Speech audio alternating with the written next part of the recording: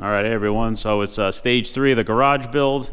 Next logical thing was to get some cabinets in here. I just had the freight company come deliver them. It's actually quite a few cabinets, but they package the smaller cabinets inside the bigger ones, as you can see on the picture. You have in this big cabinet 2 smaller ones, and in this large cabinet they put 3 smaller ones, and then they put the top separate. So I'm gonna go ahead and unbox them, just checking for damage, make sure they're in good shape, and then I'll just kind of go over explaining exactly what they are. And you'll obviously see the color once I get them unboxed, and just evaluate them and get them sort of set up preliminary, just to kind of see how I'm going to lay them out. All right, so I got the cabinets pretty much unboxed. As you can imagine, they came with quite a bit of packaging, cardboard. They're pretty well packaged. A couple small scratches on them, not a big deal. Unfortunately, the one locker cabinet had a fair amount of damage. It was not supported correctly on the pallet, and it kind of bent the inside a little bit. I spoke to them about sending me a replacement. I don't think I'm gonna have an issue with that, but I'll just have to wait for that one while I get a replacement. The rest of them look real good. These are the Pro Series, or 18 gauge steel as opposed to 24 like the Bold Series, so they're pretty tough, look pretty well built. I just have to get some of the assembly done and kind of figure out exactly how they're going to go. There's a little bit of assembly required. You got to put the mounts on the bottom if you're going to floor mount them with the feet, and then just some various hardware. Really not too involved as far as the difficulty, but it's a little bit tedious trying to put everything on them and kind of space them correctly and get them set up. The wall mount cabinets will probably be the most difficult, because I'll kind of have to measure them and hold them up and try to get them as level with the upper cabinet as possible, but it shouldn't be too bad. Once I get them better set up, I'll explain exactly how it went. But I also went with the bamboo for the counter. Looks very nice.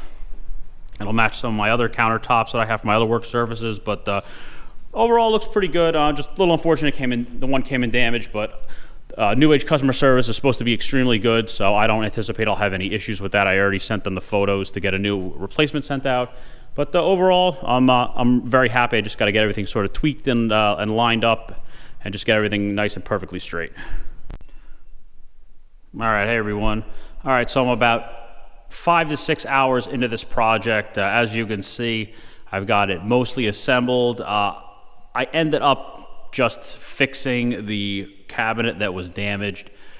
Little bit of metal manipulating with it, and it ended up coming out pretty good. You can't tell that it really was ever dented. It's in pretty good shape. This was not hard to do, but it's very, very tedious doing this. You need to have a lot of patience. It's a lot of trial and error. There's not a ton of assembly. The only thing that really had to get assembled was these corners had to get put on, bolted on the bottom, and then the feet get screwed in. That was really the main thing, other than just running bolts to connect them. These can be mounted several different ways. I'm just leaving them on the ground. I'll run a couple lag bolts in the upper cabinets just to support them a little bit better, because the only thing holding this whole assembly together is each cabinet is bolted to one another. But like I said, I'll run a couple lag bolts in it once I get everything perfect and how I want it. But there's a lot of back and forth with a lot of this between the level, trying to get it as level as possible between side to side and front to back. Between the floors may not be perfectly level, the wall may not be perfectly straight. So there's a lot of tweaking involved in this, and it takes a lot of time to do it right and do it really super clean. Like I said, I'm not 100% done. Little bit of tweaking I have to do to get it perfectly dialed in, but I'm pretty close. Probably a couple more hours into this and I should be done, and then I can start filling it up and figuring out exactly how I'm going to lay everything out. Now, as stated before, this is New Age series. This is a very common garage cabinet that's sold through a lot of vendors. I sell through like Home Depot and Costco and things like that. I got it from Home Depot. They just happened to have them on sale. So they were pretty good price for these things. This is their Pro Series. They make 2 versions. They make a Performance Series, which is a little bit more of a modern style, and then they make the Traditional, which is what this is. And there's 2 versions of the Traditional. There's the Bold, which is all the colors and the design is the same, but it's 24 gauge steel, so it's a little bit on the thin side. Most of the cabinets you see at most of the big box stores are 24 gauge, kind of flimsy and thin. This is the Pro Series, which is 18 gauge steel, so it's about twice as thick as the Bold Series. My overall impressions, I'm going to give this an okay rating. I know this is not a professional super high-end grade like Moduline would be, or really high-end. But for this being a higher-end residential, kind of big box store, it's definitely not bad. I mean, it's very sturdy. You can put a lot of weight in these things. Like the big cabinets are rated for I think they're rated for 1,000 pounds each, and the smaller ones are rated for the upper cabinets are 200, and the lower ones are 400 or 500. I mean, they're rated for a lot of weight, but I think they could be a little bit better built. There's a lot of tweaking that you have to do to get them right, because once you start kind of bolting them together, the doors all sit kind of weird, and some of them don't always want to close. And this one, I still have to work on a little bit. I probably have to do a little metal tweaking with this just to get it to kind of close, because it sticks open a little bit. But they're definitely not bad. They're heavy duty. They can definitely take a lot of weight. They have metal on both sides of the doors, unlike most of them. You got a lot of hinges on these. The drawers are nice. They're real heavy. They can support 100 pounds each, and they got ball bearing rollers on them and things like that. So it's definitely good, but I did find a lot of stuff on these things needs to be addressed to get them perfect. Some of the magnets that hold the door shut don't line up perfectly. I kind of have to tweak them a little bit to get them to grab and be perfect. But overall, once you work out the bugs and really get them dialed in, they're pretty good. They're definitely really nice and solid. They seem to have a pretty nice paint job on them. Mine have a couple scratches, which I was able to hide most of them the way I positioned them. And the ones that have a couple little scratches, I'm going to have the company send me some touch-up paint. And I think I'm going to end up keeping the one cabinet because I think I fixed it enough. As long as I can get it dialed into how I want, I'll probably just end up keeping it and see how they want to handle the situation. Because I already filed a claim just to let them know that it did come in with a fair amount of damage on it, but I think I was able to pretty much mitigate it. But so that's my overall honest impression and opinion so far. Now that I'm not 100% done, but most of the way there. Good for residential use if you want something better than the really basic thin stuff. But you really can't compare these things to the really high-end stuff, Moduline, and some of the other really, really big companies that do really high-end garage cabinets. So this is good for me, good for my garage. Just me kind of doing some basic car maintenance in here and things like that. A good storage cabinet for oils and waxes and cleaners and all kinds of stuff like that without completely spending an insane amount of money like you can with some of the professional grade stuff. This is a good middle of the road because I can put a lot of stuff in these things, not have to worry about it. And once I get everything tweaked and perfect, they'll be nice. They come in a bunch of different colors. They come in a white with a gray frame. They come in, I think, the black with red. But I went with this gray and black. I think this is the best neutral color. I think it accents the room really well. It accents the floor really well. And overall, I like it quite a bit. My next update for this, I'll probably show it again once I have everything perfectly dialed in and go over maybe a little bit more in depth. And then I will also show the layout of how I'm going to set this up and what I'm going to put in here for this section of my garage. All right, everyone. So the garage cabinets are done and finally installed. It took me probably, I would say, in the neighborhood of about 10 hours, 11 hours or so.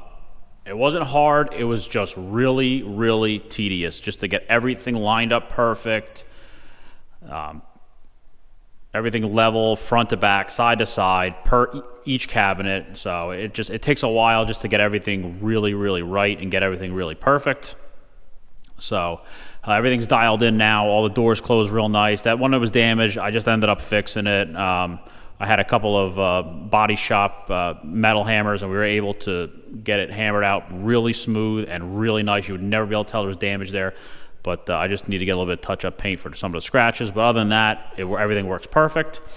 Some recommendations I have for people who may want to do this setup. With the tops, they have L brackets that they come with.